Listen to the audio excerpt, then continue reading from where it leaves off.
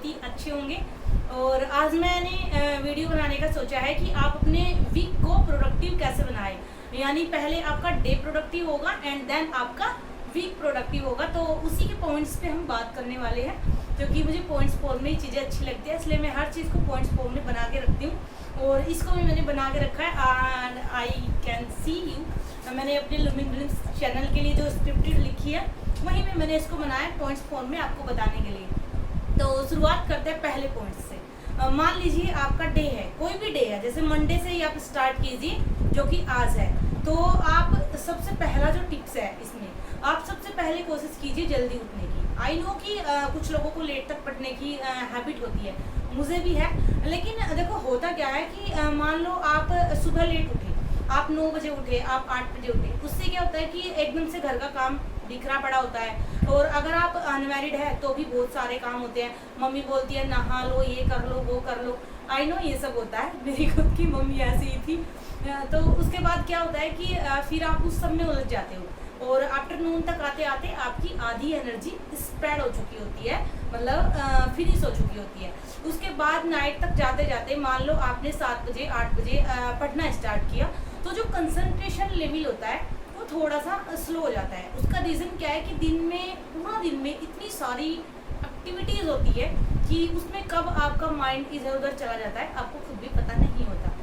तो सबसे पहला मेरा टिप्स यही है कि अगर आपको प्रोडक्टिव रहना है, एनर्जेटिक रहना है, तो आप मॉर्निंग में, ज़्यादा जल्दी नहीं बोल रही हूँ, आई थिंक कि 5 बजे उठ जाना चाहिए। उससे ब्रह्म मुहूर्त में उठना अच्छा माना जाता है। वैसे तो उठते हैं लोग 6-7 बजे भी, वो भी अपनी लाइफ में अच्छा करते हैं, लेकिन सबका अपना हाल है। अगर आप स्टूडेंट लाइफ में हैं तो 5 बजे उठना सही है। उसके पहले अगर कोई उठता है वो उसकी खुद की मर्जी है, वो भी बहुत अच्छी बात है। मैंने खुद 3 बजे उठ के पढ़ाई की है कई बार, लेकिन मैं अपना शेड्यूल अपने बेबी के अकॉर्डिंग चेंज करती रहती हूँ, क्योंकि देखो वो एक नेचर का बच्चा है, तो उसको ज़बरदस्ती ये नहीं कर सकते कि उसको नाइट में ही सोना है या उसको दिन में ही सोना है। वो रोबोट नहीं है, तो उसके अकॉर्डिंग मैं चेंज करती हूँ। जैसे अभी वो स्कूल जाना शुरू करेगा तो 7:30 बजे उसके स्कूल की बस आएगी, तो आप मान सकते हैं अगर 7:30 बजे बच्चे के स्कूल की बस आएगी तो मदर को लंच भी प्रिपेयर करके देना है, तो डेफिनेटली मुझे जल्दी उठना होगा। और जल्दी उठना होगा तो 1-2 बजे तक पढ़ने का तो सोच ही नहीं सकते। तो इसलिए मैं वही रूटीन फॉलो करूँगी। मैं जल्दी उठूँगी, उसको फिनिश करके सब स्कूल भेज दूँगी, उसके बाद अपनी पढ़ाई करूँगी। एक बड़ा हिस्सा उन 4 घंटों में कंप्लीट कर लिया जाता है जिसमें वो स्कूल में हो। ये हालांकि अभी शुरू हुआ है, ये सब मत बोलना कि मुझे ये भी बोला जाता है आपका स्कूल जाता है इसलिए हो जाता है, हमारा छोटा है। आप खुद सोच सकते हैं 2020 में मेरा बेटा कितने दिन का होगा, 1-1.5 साल का। और तैयारी तो 19 से की थी, तो जब तैयारी शुरू की तब 7-8 महीने का बच्चा था। तो लेकिन अभी जाने लगा है तो कुछ बेनिफिट मिला है। उसके बाद आप क्या करते हो, सबसे पहले लोगों को काम होता है मोबाइल को टच करना, उस चीज़ को छोड़ दीजिए। देखो मुझे खुद को करना पड़ता है क्योंकि अभी मेरे ग्रुप के बच्चे हैं, देखना पड़ता है किसी का कोई डाउट ना हो, लेकिन फिर भी आपको नहीं करना है। आपको अगर मतलब पढ़ाई का ही कुछ देखना है देखिए, लेकिन थोड़ा 15-20 मिनट थोड़ा रेस्ट करके इधर उधर घूम के वॉकिंग करके हल्की, या फिर वॉकिंग नहीं करनी है तो घर का कुछ भी काम जो भी आपका है उसको ख़त्म करके तभी आप मोबाइल को टच करें। उससे भी मैं बता दूंगी नेगेटिव इम्पैक्ट क्या होता है, क्योंकि लोगों को तर्क भी चाहिए कि हम अपनी बात को, वैसे भी मुझे हैबिट हो चुकी है यूपीएससी एग्जाम की तैयारी करते हुए कि हर बात को साबित करना। यहाँ पे मैं साबित करती हूँ इस चीज़ को। इससे क्या होता है, मोबाइल की जो रेडिएशन होती है उनसे भी आपके माइंड पे नेगेटिव इम्पैक्ट पड़ता है। मान लो आपने सोशल मीडिया ओपन किया, वहाँ पे किसी ने पोस्ट डाला हुआ है, किसी की डेथ हो गई या कुछ भी एक्सेट्रा ऐसा, या किसी ने आपको कोई कमेंट कर दिया, पास कर दिया कि हाँ आपसे हुआ क्या, आपने ये किया क्या, तो आप निगेटिव में चले गए एकदम। मतलब सारा मूड जो होता है मॉर्निंग का वो सारा स्पॉइल हो जाता है। तो इस चीज़ से बचे।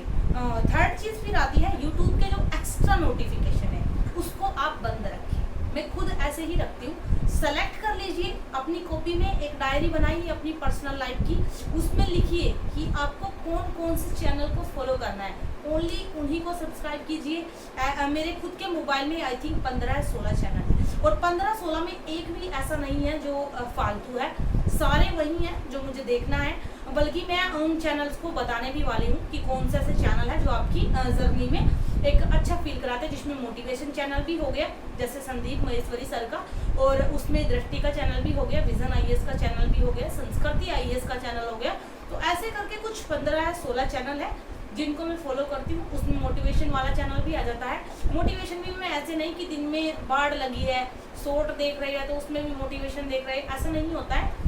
किसी ऑथेंटिक को फॉलो करो, फिर उसकी बात को, एक की बात को आप समझ लो तो खत्म है। अगर आप मेरी भी समझ लेंगे ना तो मुझे नहीं लगता कि आपको कहीं और मोटिवेशन के लिए जाना पड़ेगा। हमारे आसपास जीते जागते एग्जाम्पल्स होते हैं, और एक एग्जाम्पल्स मैं यहाँ पे आपको बताना चाहूँगी। हमारे ग्रुप में 2 ऐसे बच्चे हैं, नाम शायद ओपन करना अच्छा नहीं होगा क्योंकि हो सकता है उनको अच्छा ना लगे, इसलिए उनसे बिना पूछे उनका नाम ओपन नहीं कर सकती। बट 2 ऐसे बच्चे हैं जो एक व्हील चेयर पर है और एक दिव्यांग है, हाथ पैरों से काम नहीं कर पाते, लेकिन वो फिर भी मेरे साथ अपनी प्रिपरेशन कर रहे हैं और हर दिन टारगेट को कंप्लीट कर रहे हैं। तो सैल्यूट यू गाइस, क्योंकि ऐसे लोग होते हैं कि आपके सामने जीते जागते एग्जाम्पल्स होते हैं कि आप क्यों नहीं कर सकते। जिसको भगवान ने ब्रेन दिया है, हाथ दिए हैं, पैर दिए हैं, सब कुछ दिया है, आप एक्सक्यूज निकालते हो, तो ये सबसे बड़ा होता है। तो यूट्यूब के जो फालतू के आपने करके रखे हैं ना, उनको आप बंद करो, क्योंकि जब तक वो डिस्ट्रक्शन रहेगा तब तक प्रोडक्टिव ना दिन होगा और ना ही वीक होगा। ये चीज़ें मेरे साथ हो चुकी है प्रैक्टिकली, तब मैं आपको बता रही हूँ। थर्ड चीज़ आती है मोबाइल का यूज़ आप ओनली स्टडी के लिए करें। वैसे तो ये चीज़ इसमें भी हो गई, लेकिन मैं एक्स्ट्रा बता रही हूँ। हाँ, कभी कभी आप मूवी देख सकते हो संडे को, बट वो मूवी भी ऐसी ही हो जो आपके यूपीएससी से रिलेट होती हो।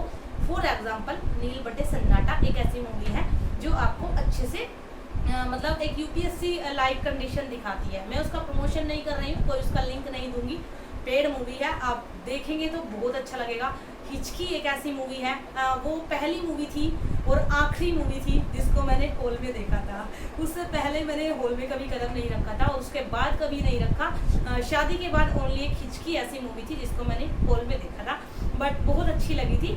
और ऐसी और भी परीक्षा एक मूवी है जो आपको मोटिवेट करती है। तो संडे को अगर आपको चिल करना है तो आप ऐसी चीज़ें ही देखें जो आपके एग्जाम से ही रिलेटेड हो। उसके बाद बात आती है नाइट में अपने टारगेट को कंप्लीट करके सोइए कि टारगेट मेरा कल का क्या है और आज का मेरा कितना हुआ है। मान लीजिए आज आपका 90% हो गया, 10% बच गया, उस 10 को आप अगले दिन के 100 में प्लस कर दीजिए, 110%। उससे क्या होगा, ऐसे होते होते मान लो आपका 130 हो गया, उसके बाद आप नहीं बढ़ा सकते क्योंकि आपको लगेगा अरे ये फिर कैसे कंप्लीट होगा। देखो जो सीरियस एस्पिरेंट है उसका माइंड बोल देता है अरे ये कंप्लीट भी करना है और कैसे होगा, तो उसके मन में डिमोटिवेशन होगा, टेंशन होगी, और यही होना ज़रूरी है।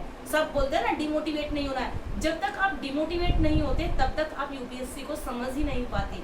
ये चीज़ सबसे ज़रूरी है। डिमोटिवेट होना भी अपने आप में एक कला है।